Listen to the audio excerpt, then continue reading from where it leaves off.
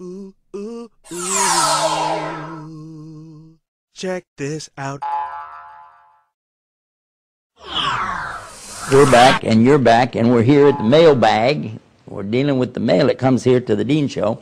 I'm your host, Yusuf Estes, and we've been talking about the subject of the Jews and Christians and their treatment in Islam. And what we find is in the Quran some words that are being misunderstood because of translations. Highly recommend to all of you to learn the Arabic language. If you learn the Arabic language, then people can't trick you anymore, and you'll know what it really says, okay?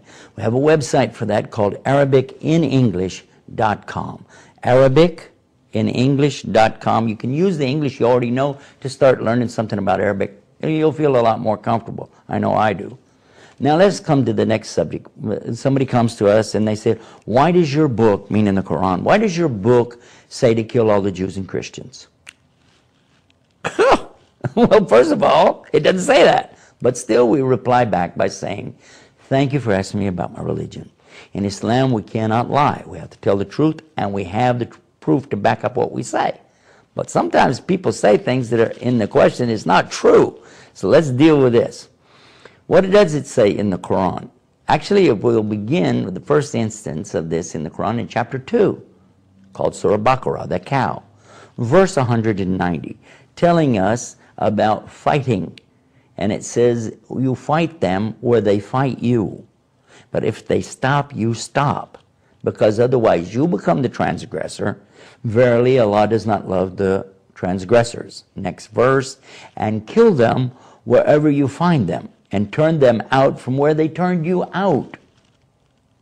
But again, it's reminding you, you have to stop if they stop. Now, let's deal with a couple of words here. Actually, in Arabic, it really doesn't say fight, and it really doesn't say kill.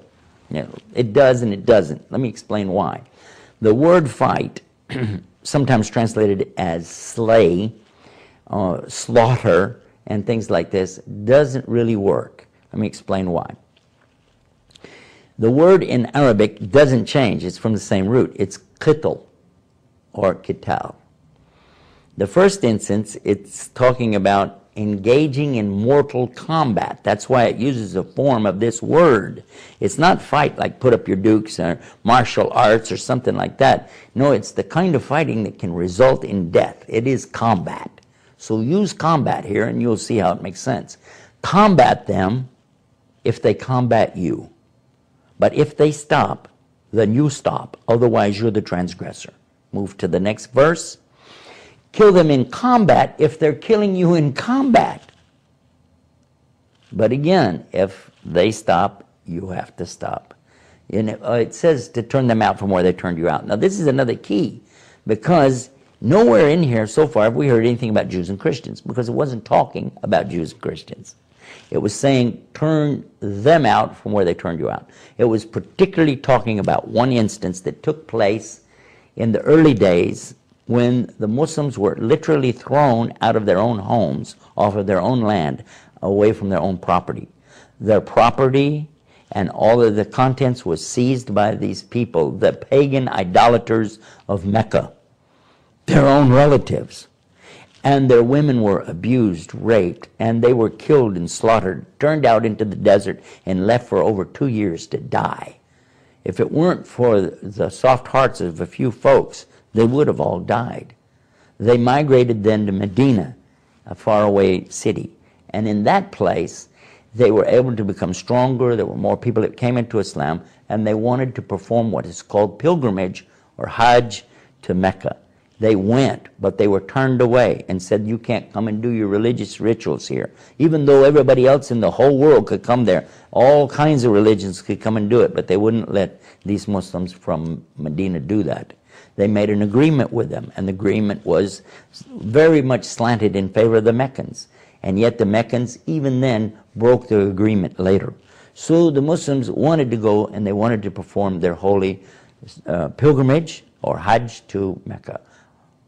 When they went, this time they were told by Allah in the Quran that if they engage in a fight against you, you can fight with them. Because one of the things about the pilgrimage they were worried about is, I can't fight. I'll be wearing 2 towels, and the rule is known that in the religions, all of the religions around there, when you're in the state of ihram or the state of pilgrimage, you're not allowed to fight. So these guys can come chop your head off, you can't do anything about it. But here comes the verse saying, no, no. If they fight you, then you can fight them back in combat. Even though you're wearing the 2 towels, and you can still fight. You can carry your sword with you. Okay? Then, if they're killing you, even you can go to that extent. It continues, though, in the next verse after that, saying, but don't do this. Don't do this in the holy place. The holy place, or the sanctuary, unless they're doing that to you there in the sanctuary. And again, you can defend yourself. And this is what it's talking about. It also uses a word in Arabic, which is fitna. It says this qitl, this kind of combat and killing, is still not as bad as the fitna that's going to be caused if you don't do it. Because when people are killing you, this is a fitna. And you must respond back. So anytime there's acts of aggression or terrorism against you and the Muslims in general, then you've been ordered now to go and fight back and stop it as much as you can, and then if they stop, you have to stop. I hope this clarified some of the questions you might have on this subject, and if you have more about this, I want you to visit our internet website to get clarification. Go to the IslamNewsroom.com and type in this word harsh in the box, and they'll give you the harsh questions. You get a list of them, or in this case, what you want to type in is combat to get this particular story.